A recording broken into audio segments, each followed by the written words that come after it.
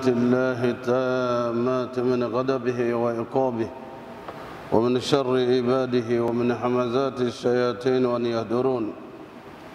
نعوذ بالله الذي يمسك السماء أن تقع على الأرض إلا بإذنه من شر ما خلق وذرى ومن شر الشيطان وشركه. أعوذ بالله السميع العليم من الشيطان الرجيم. بسم الله الرحمن الرحيم. إن الحمد لله نحمده ونستعينه ونستغفره ونعوذ بالله من شرور أنفسنا وسيئات أعمالنا. ربنا اتم لنا نورنا واغفر لنا إنك على كل شيء قدير. رب زدنا ولا تنقصنا، رب زدنا علما والحقنا بالصالحين.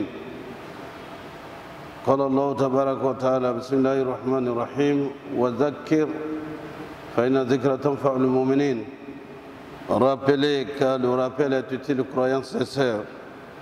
Fasse Allah que nous soyons parmi les croyants sincères, Inch'Allah. Chers frères et sœurs, le rappel que nous avons aujourd'hui porte sur deux événements.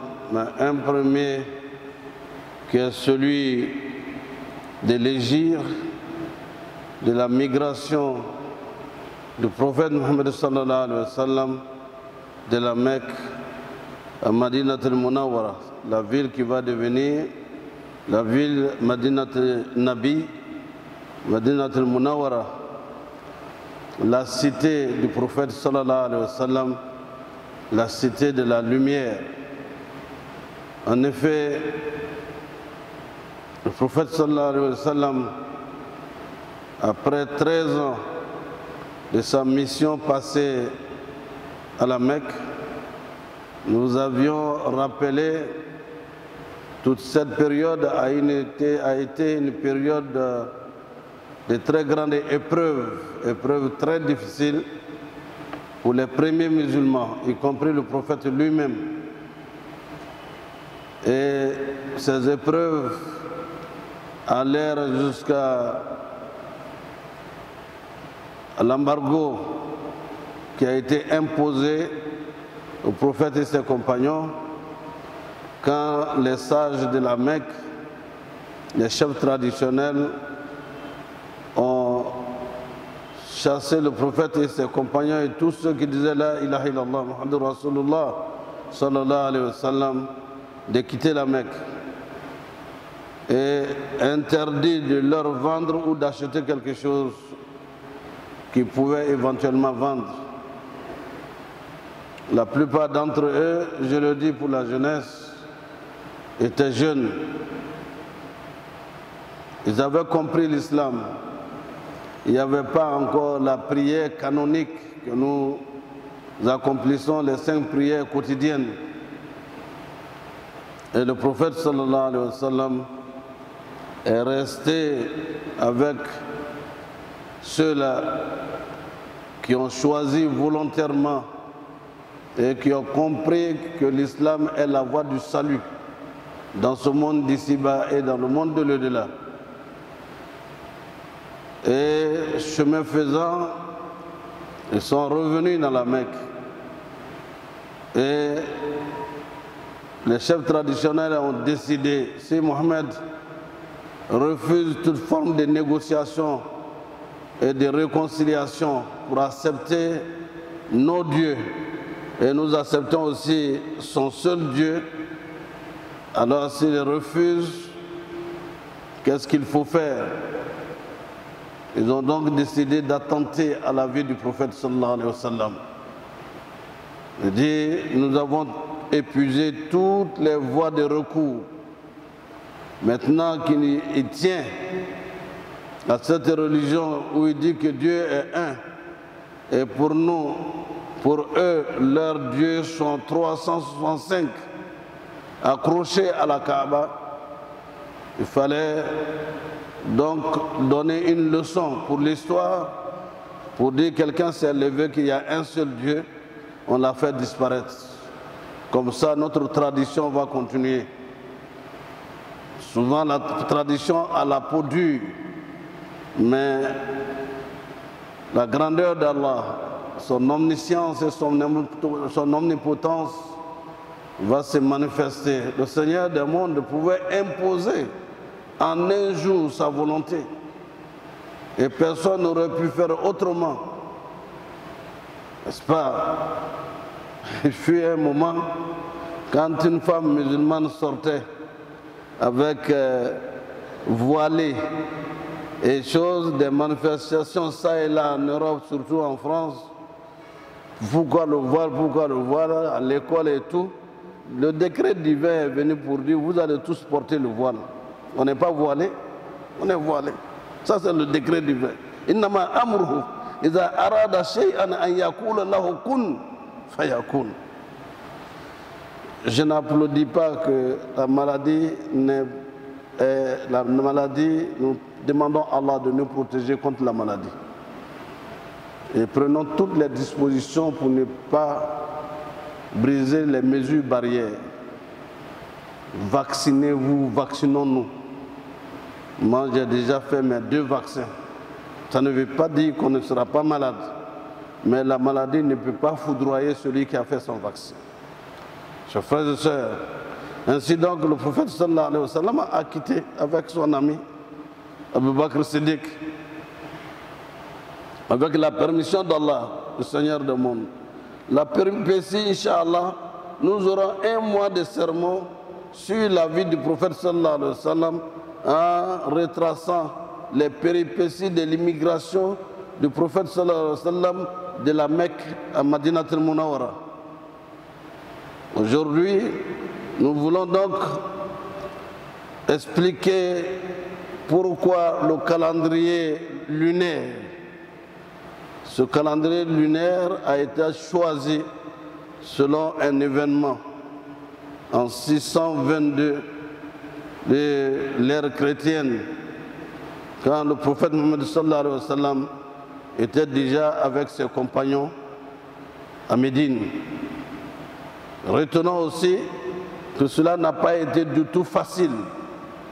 Le messager d'Allah, avant de partir, beaucoup de musulmans avaient émigré sans leur famille souvent et laissé leurs richesses, leur commerce pour aller répondre à l'appel d'Allah qui est la richesse extrême et plus abondante.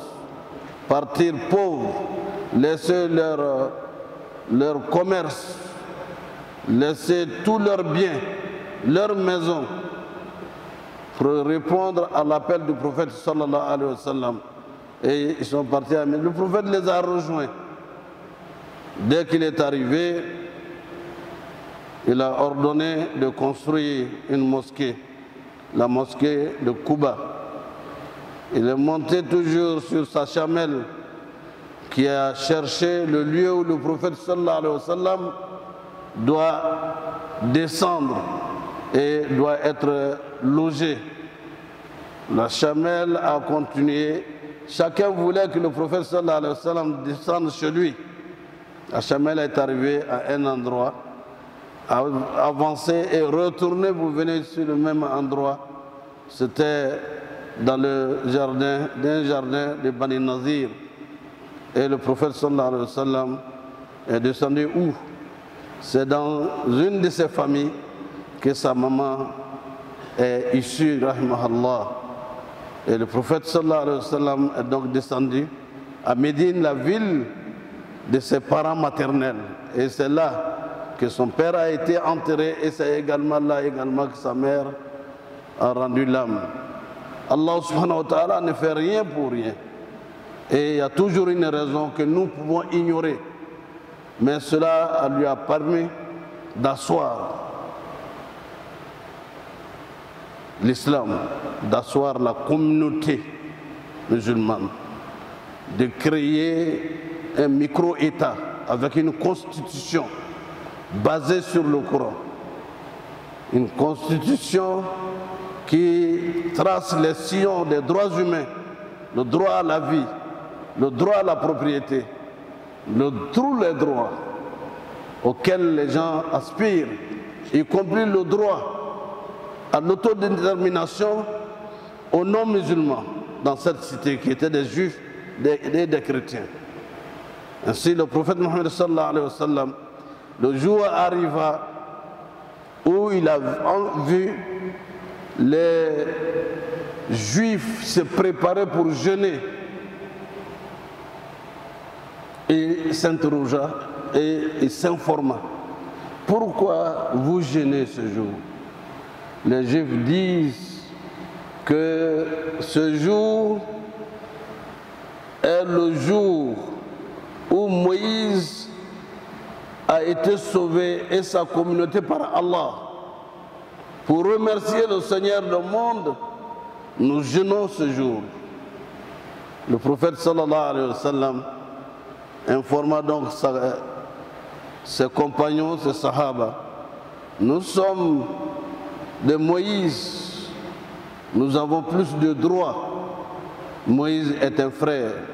Il a attesté qu'il n'y a de Dieu qu'Allah, l'unique, le créateur de l'univers. Nous allons jeûner, comme les juifs jeûnent. Il n'a pas dit, ah oui, ça c'est la religion des juifs, nous on ne jeûne pas aujourd'hui. Mais il a plutôt vu l'unicité absolue d'Allah et la mission qui leur est confiée de diriger les hommes vers l'adoration du Dieu unique Allah.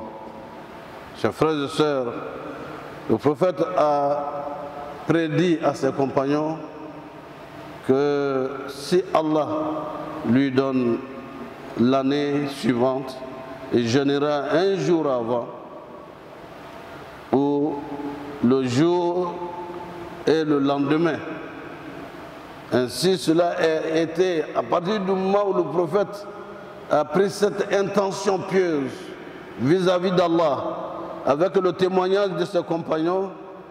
Allah n'a pas voulu que le prophète sallallahu alayhi wa sallam soit là parmi ses compagnons l'année indiquée. Mais cette décision est entrée en vigueur et a été toujours respectée par les musulmans. Et il se trouvait également que ce jour est un événement extrêmement important, car de l'histoire qui nous revient que beaucoup d'autres messagers avant Moïse et même après ont eu beaucoup d'autres miséricordes d'Allah. C'est ainsi que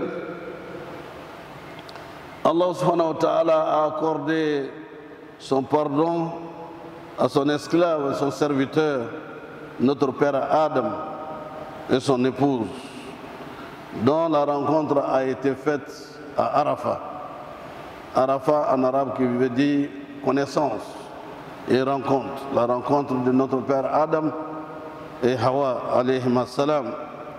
C'est également ce jour que la barque de Nuh alayhi salam a échoué et dans le rocher, et il se trouve également que le déluge dont il est question, c'est ce jour-là que l'humanité a été sauvée, n'est-ce pas, avec le messager d'Allah, Nuh.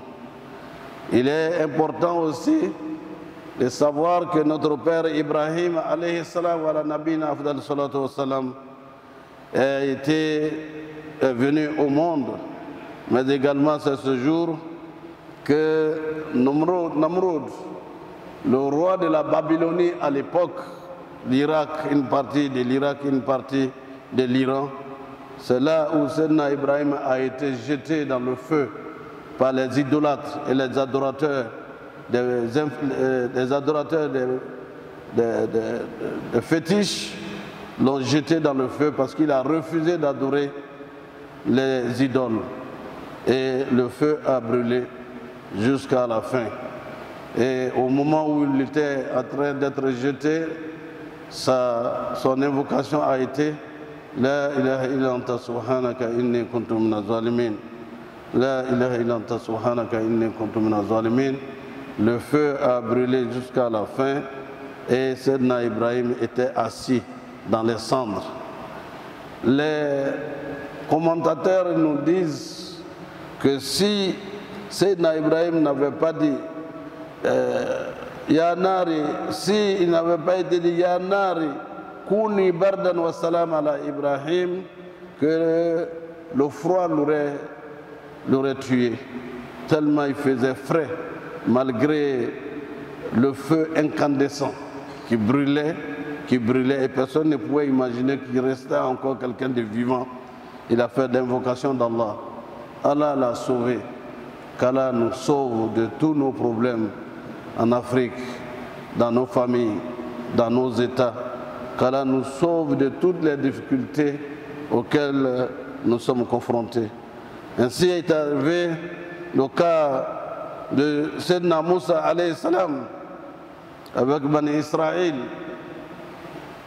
Ainsi, cela recouvre plusieurs événements importants. Quand le décret du vin vient, ce décret s'accomplit, quelle que soit la volonté des hommes, quelle que soit la force des souverains de ce monde. Dans l'histoire, la volonté d'Allah va s'accomplir. Sayyidina Moussa, de sa naissance jusqu'à l'âge adulte, avec la confrontation qu'il a eue avec les pharaons, vous connaissez très bien l'histoire. Ce bâton qu'Allah lui a donné comme mu'jiza, comme étant le bâton miraculeux. Sayyidina Moussa a été confronté avec les féticheurs et les sorciers réunis de ce monde, du monde connu au temps des pharaons. Et Dieu seul sait que l'idolâtrie était répandue partout. Et ces idolâtres, les grands maîtres de ce monde à l'époque, sont venus se confronter à la vérité d'Allah. Et lorsque cette confrontation est arrivée, vous avez vu que tout ce qu'ils avaient comme fétiche, ils l'ont lancé et le petit bâton s'est transformé en un serpent qui les a tous avalés. Et le pharaon dit que ceux qu'il a appelés sont des élèves du magicien, et il appela ainsi Sayyidina Moussa un magicien. C'est le plus grand magicien qui a, à travers sa magie, converti les autres à sa religion, et il a décidé de les tuer. Ainsi, Sayyidina Moussa va venir encore pour dire enfin que nous devons comprendre que les fétiches ne valent pas grand-chose. Ce n'est pas qu'ils n'existent pas, c'est du travail de Satan. Mais qu'est-ce qui peut les vaincre? C'est la parole incréée d'Allah. Les sorciers, ils sont venus très nombreux. Mais qu'est-ce qui les a vaincus? La parole d'Allah. Et ces paroles sont contenues dans le Coran. Ces paroles sont contenues dans le Coran. Avec Qul huwa Allah, Ahad, Allahu Samad, Lam yalid wa lam yulad wa lam yakun lahu kufuwan ahad. Qul a'udhu bi rabbil falaq, Qul a'udhu bi rabbin nas. Ayatul Kursi et bien d'autres versets dans le Coran sont suffisants pour vaincre les fétiches et tout ce qui est sorcellerie, géomance et d'autres. Il suffit pour nous, et ce n'est pas aisé, de croire sincèrement à Allah pour que ces forces du mal soient vaincues. Et ce fut le cas avec Sayyidina Moussa lorsqu'il devait traverser le fleuve et qu'il était poursuivi par le pharaon. Dieu a noyé tous les pharaons. Mais en même temps, pour que l'humanité ne considère pas cela comme étant une légende du passé, il a fait conserver les corps des pharaons pour que l'humanité sache ce qui est advenu avec Sayyidina Moussa alayhi salam. Moussa fut donc sauvé et son peuple ce jour. Et c'est pour cela que les Juifs l'ont décrété jour férié, mais de prière. Et le prophète a dit sallallahu alayhi wa sallam que ce jour est le nôtre. Parce que si Dieu a accordé la victoire à un envoyé, c'est une victoire pour nous tous. qui sommes de la Ummah du prophète Mohammed sallallahu alayhi wa sallam. Chers frères et sœurs, il y a ainsi plusieurs envoyés avec Sayyidina Isa alayhi salam. Quand on dit qu'il a été crucifié, وَمَا صَلَبُوهُ وَمَا قَتَلُوهُ وَلَكِنَّ اللَّهَ شُبِّهَ لَهُمْ. Il dit, ils ne l'ont pas tué, ils ne l'ont pas crucifié. Il leur a apparu une vision qui a brouillé, en fait, qui a été brouillée. Et ils ont cru à quelque chose qui n'est pas ce qui est arrivé. Sayyidina Moussa viendra à la fin des temps pour qu'il continue le reste de sa mission en prêchant le Coran et les enseignements que Dieu a donnés au prophète Mohammed sallallahu alayhi wa sallam. Beaucoup d'autres, Sayyidina Yunus alayhi salam, qui avait été envoyé comme messager, mais son peuple étant récalcitrant ne l'écoutait pas. Et il a décidé de partir sans avoir l'autorisation d'Allah. Et ainsi, il a embarqué dans un bateau et avec le surpoids, le bateau ne pouvait pas continuer, il pouvait couler. Il a compris qu'il a fauté et qu'il n'a pas eu l'autorisation d'Allah. Il s'est porté volontaire de quitter le bateau pour que le bateau ne se noie pas avec tous ceux qui étaient embarqués. Et ainsi, dès qu'il s'est jeté dans l'eau, la baleine, un grand poisson, gros poisson est venu l'avaler. Et pendant ce temps qu'il avait compris qu'il avait fauté, qu'est-ce qu'il disait? La ilaha illa anta subhanaka inni kuntu minaz zalimin. La ilaha illa anta subhanaka inni kuntu minaz zalimin. La ilaha illa anta subhanaka inni kuntu minaz zalimin. Et avec cette invocation, il n'y a de Dieu que toi, Allah. J'ai été injuste envers moi-même. C'était le mot de la repentance. Et Allah a donné l'ordre au poisson de venir le vomir sur la plage. On décide, il n'avait pas demandé pardon à Allah, il allait rester dans le ventre du poisson jusqu'à la fin des temps. Et dire encore à nous tous que quelle que soit la faute que nous commettons, revenons à Allah avec un repentir sincère. Et lorsque nous nous repentons, en demandant pardon à Allah, Allah transforme nos péchés en vertu et nous sortons des difficultés auxquelles nous sommes confrontés. Qu'Allah nous aide et nous donne la porte de sortie à toutes les difficultés auxquelles nous sommes confrontés dans notre quotidien, et aussi bien nous que nos États, nos pays et nos peuples. Qu'Allah nous sauve de toutes les difficultés auxquelles nous sommes confrontés aujourd'hui. Que Allah nous donne, Inch'Allah, le remède qui nous permet de vaincre la maladie de la Covid-19. Qu'Allah nous donne la santé, qu'Allah nous donne une porte de sortie honorable. Ainsi, chers frères et sœurs, il y a tous ces événements qui nous interpellent. Et c'est ce qui a été décrété à Ashura.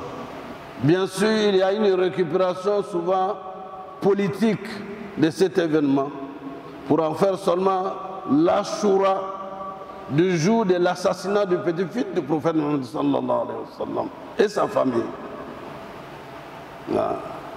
Pas Yazid bin Muawiyah.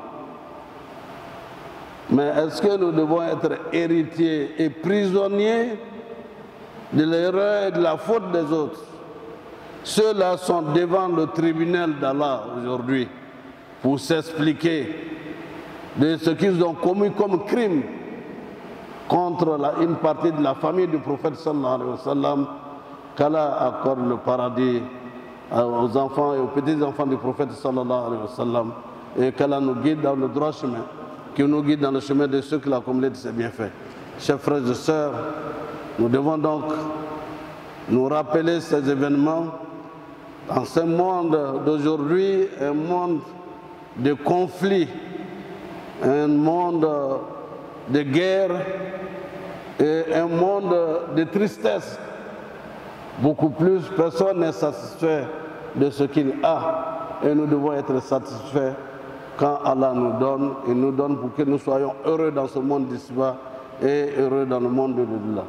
Chers frères et sœurs, prions beaucoup, demandons la clémence d'Allah et demandons la miséricorde d'Allah pour nous et nos peuples. Nous sommes effectivement dans des difficultés. Allah seul est capable de nous délivrer, qu'il nous délivre de toutes les difficultés auxquelles nous sommes confrontés, surtout l'Afrique. L'Afrique, ce conflit inutile au Mali, qui oppose des gens qui ont vécu des milliers et des milliers d'années. Mais qui est l'ennemi qui souffle le feu pour que nos peuples ne puissent pas profiter de leurs richesses et ne puissent pas continuer à s'aimer comme ils se devaient et comme ils l'ont été. Je ne vais pas faire de la politique, mais je comprends que les responsables du Rwanda ont compris, ont tiré leçon de ce qui leur est arrivé, pour être aujourd'hui l'un des exemples, n'est-ce pas, de stabilité, de développement. 1 million de morts en 3 mois. 1 million de morts. Un seul peuple seulement, comme chez nous, il y a des peuples qui parlent peul et il y a des peuples qui ne parlent pas peul. Et ces deux communautés, pour une raison ou une autre de Satan, s'affrontent, font 1 million de morts en moins de 3 mois. Et aujourd'hui, ils ont fait table rase de ce passé. Toute l'Afrique doit apprendre que nous devons faire table rase de notre passé amer pour dire qu'on peut écrire une nouvelle page de l'histoire. Sinon, où pouvons-nous aller autre que de chez nous? Nous sommes frères, nous sommes musulmans. L'Afrique est à 65% musulmane. Nous devons être donc des acteurs de paix, d'amour, de fraternité, comme le prophète l'a enseigné. Il aurait pu dire, mais qu'est-ce que ça peut nous intéresser de gêner le jour des autres qui ont été. Il a dit non. Le succès doit être récupéré parce que Allah nous le demande pour qu'il y ait la paix. Fasse Allah que notre monde connaisse une paix durable, Inch'Allah, qui nous guide dans le droit chemin, qui nous guide dans le chemin de ceux qui l'ont comblé de ses bienfaits. أقول قولي هذا واستغفر الله لي ولكم ولسائر المسلمين من كل ذنب فاستغفروه إنه هو الغفور الرحيم.